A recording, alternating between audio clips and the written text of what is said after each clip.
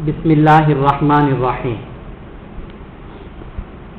عن عمر بن الخطاب رضي الله تعالى عنه قال: كان النبي صلى الله عليه وسلم يعطيني العطاء فأقول أعطيه أفقر إليه مني، فقال: خذه فتموله وتصدق به، فما جاءك من هذا المال وأنت غير مشرف ولا سائل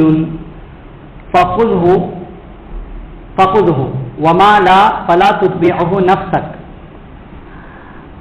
متفق علیہ.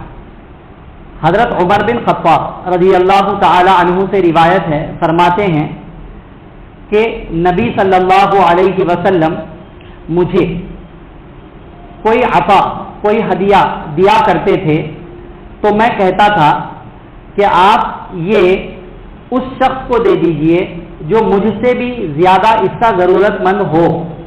فقالا، تو آپ صلی اللہ علیہ وسلم فرماتے یا فرمایا: خود ہو فتمول ہو، تم لے لو اور مالک بن جاؤ. وتصدق بھی، پھر تم اسے صدقہ کر دو. فما جاءک من ھذا المال، تمہیں جب کبھی بھی یہ مال ملے، مانے کوئی ہدیہ عطیہ ملے، وانت غیر مشرف ولا سائل، درحالے کہ تم پہلے سے اس پر نگاہ جمائے ہوئے نہیں تھے، تمہارا اس مال کے بارے میں پہلے سے خیال نہیں تھا اور نہ ہی تم اس کو مانگ کر کے لے رہے ہو، فخذہ، تو تم وہ لے لو. وما لا، اور جو اس طرح نہ ملے، فلا تتبعہ نفسک، تو ویسے مال کے پیچھے اپنے آپ کو مت لگاؤ. متفق علیہ. اس حدیث کو امام بخاری اور امام مسلم رحمہم اللہ نے روایت کیا ہے.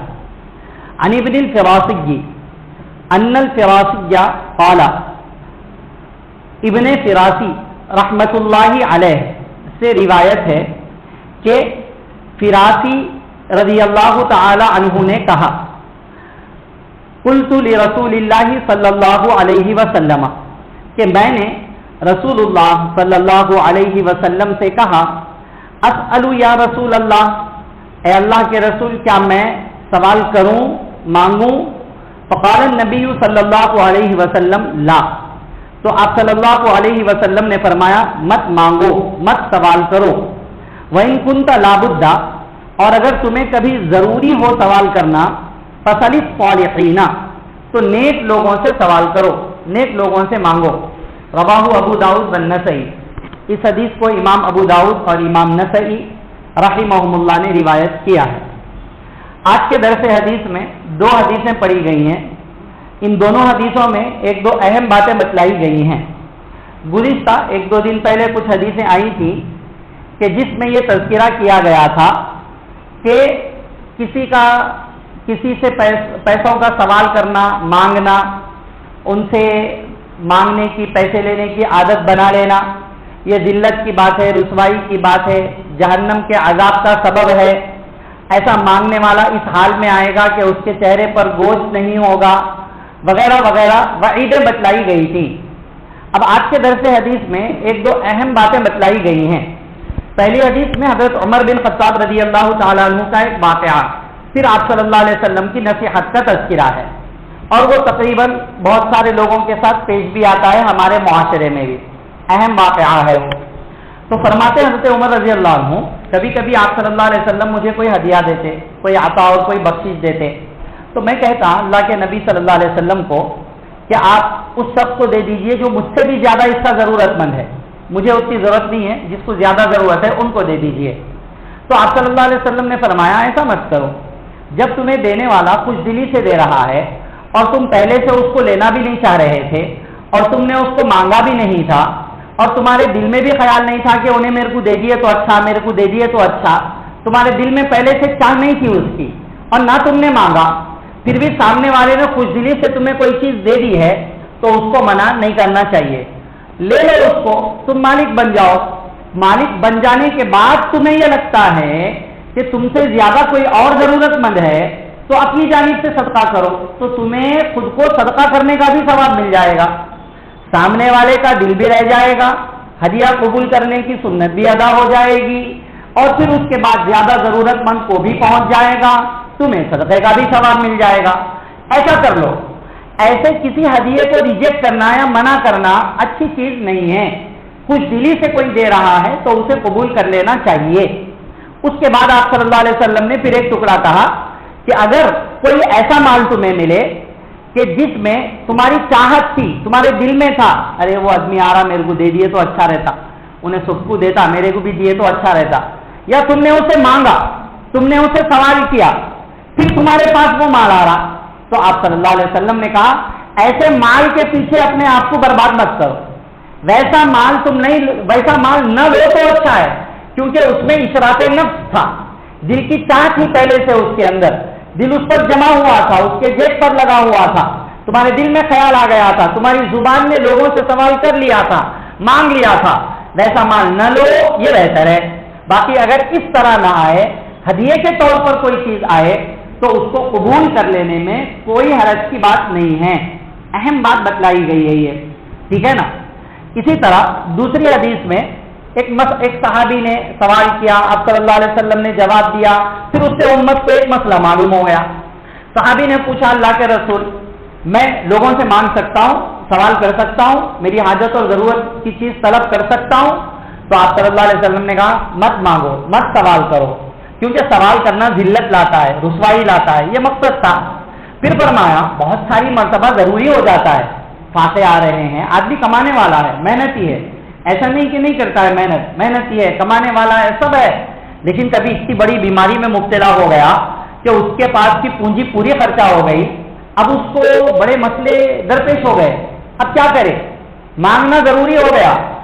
ایک تو یہ ہے کہ ایسے موقع پر سب سے پہلے ہمیں اللہ سے مانگنا ہے, وہ دوسری حدیثوں میں بھی ہے اس کا تذکرہ, اللہ سے مانگنا ہے. 2 رکعت نماز پڑھیں یا فوراً دل سے اللہ سے مانگ لے کہ اللہ یہ حاجت پیش آ گئی ہے, آپ میرے لیے انتظام کر دیجئے, آسمان پھاڑ کے نوٹ برسا دیجئے نہیں, آپ میرے لیے انتظام کر دیجئے, اپنا فضل فرمائیے.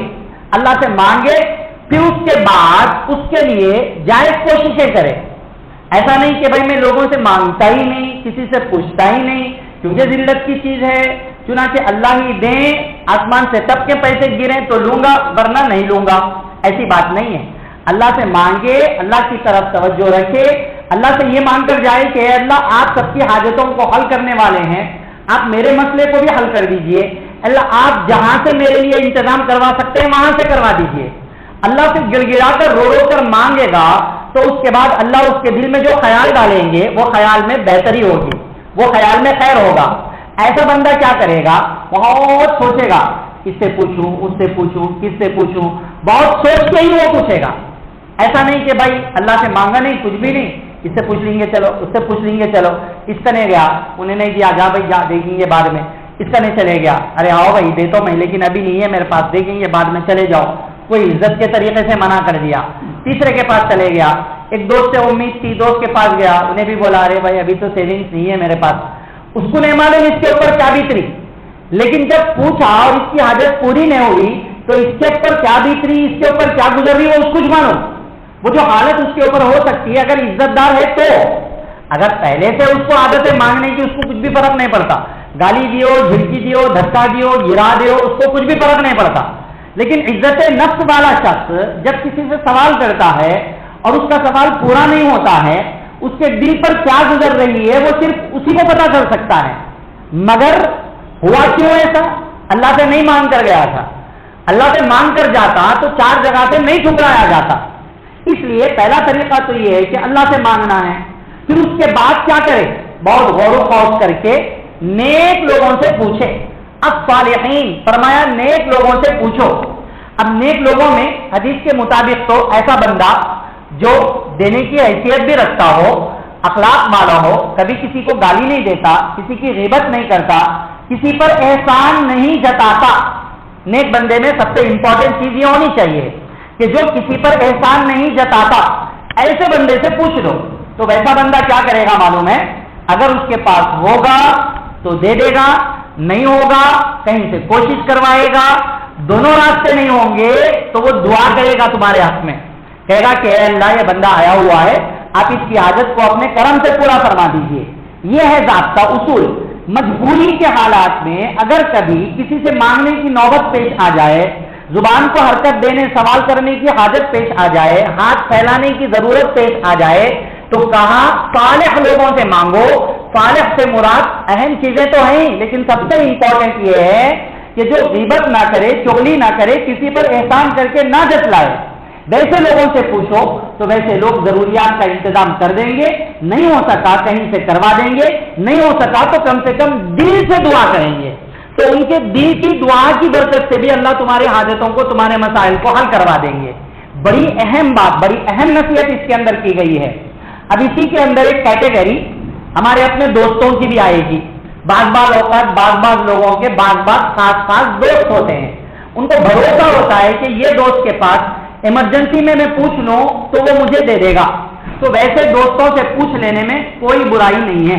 کبھی کبھی کسی کا 1 2 3 دوست خاص ہوتے ہیں, ان کے ساتھ لین دین ہوتا ہے کسی کا, آج لے لیے, کل دے دیے, پرسوں لے دیے, ترسوں دے دیے, اور ان میں کوئی برائی نہیں ہوتی آپس کے اندر. تو ویسے لوگوں سے بھی لے لینے میں کوئی حرج کی بات نہیں ہے. مگر اگر اللہ سے نہیں مانگا اور دل سے اللہ کی طرف متوجہ نہیں ہوا اور ایسے بھی دوستوں کے پاس جانے لگا, ایک دن آئے گا کہ یہ دوست بھی دور بھاگنا شروع کر دیں گے. ابھی تو دے دیں گے, لیکن بعد میں یہ بھی کترانا شروع کریں گے. یہ قرض, یہ سوال, القرض مقراض المحبہ, قرض کے بارے میں کہتے ہیں کہ قرض جو ہے نا محبت کو کاٹ دینے والی چیز ہے, محبت کو ختم کرنے والی کھینچی ہے. آدمی بوقت ضرورت تو کسی سے قرضہ لے لے, لیکن لینے کی عادت بھی نہ بنا لے. دوستی ہے نا کیا ہوگا, دوست ہے نا کیا ہوگا, اپنا ہے نا کیا ہوگا. ایک وقت آئے گی کہ لوگ متنفر ہوں گے, دور سے آتا ہوا دیکھیں گے تو دل میں تھوڑا سا تو بھی خیال آ جائے گا, میں نے آ کے کیا تو بھی پوچھتا, میں سے پوچھتا اتنا بھی دل میں خیال آ گیا تو انہیں خوش دلی سے نہیں دے رہا. کیا فائدہ ایسے قرضے کا جس میں مل بھی گیا تو محبت نہیں ہے, مل بھی گیا تو خوش دلی نہیں ہے, کیا فائدہ. اس لیے آپ صلی اللہ علیہ وسلم نے کہا صالحین سے پوچھو, صالحین سے پوچھو. یہ اہم باتیں آپ صلی اللہ علیہ وسلم نے سکھلائی ہیں, بتلائی ہیں آپ صلی اللہ علیہ وسلم نے یہ باتیں, اس لیے ان باتوں کو سیکھنا چاہیے, سمجھنا چاہیے. بہرحال یہ ایک اہم نصیحت آئی ہے آج کے درس حدیث میں کہ اگر کوئی خوشدلی سے ہدیہ دے, ہماری مانگ نہیں تھی, چاہت بھی نہیں تھی, تو اس ہدیے کو قبول کر لینا چاہیے. اچھی چیز ہے, اس میں کوئی برائی نہیں ہے, بلکہ ایسا ہدیہ قبول کرنا سنت بھی ہے. دوسرا, اگر بہت شدید حاجت ہو, اللہ سے مانگے, اللہ سے لو لگائیں, نماز پڑھ لیں یا دعا کر لیں, پھر اسباب اختیار کریں. تیسرا, اسباب میں بھی ایسی جگہ پر جائیں جہاں بھروسہ ہو یا وہ بندہ نیک صالح ہو, احسان کر کے نہ جتلاتا ہو. یہ چند باتیں آج کے درس حدیث میں ذکر کی گئی ہیں. مقصد کیا ہے, حتی امکان جہاں تک ہو سکے مانگنے سے بچو, لوگوں کے سامنے ہاتھ پھیلانے سے بچو. کبھی ضرورت آ گئی تو یہ احکام ہے, اس کو سامنے رکھنا چاہیے. ٹھیک ہے, دعا فرمائیے اللہ تعالیٰ مجھے, آپ کو, سب کو یہ قرآن و حدیث کی قیمتی باتیں سامنے رکھ کر عمل کی باتوں پر عمل کرنے, بچنے کی باتوں سے بچنے, عقیدے کی باتوں پر عقیدہ رکھنے کی توفیق نصیب فرمائے.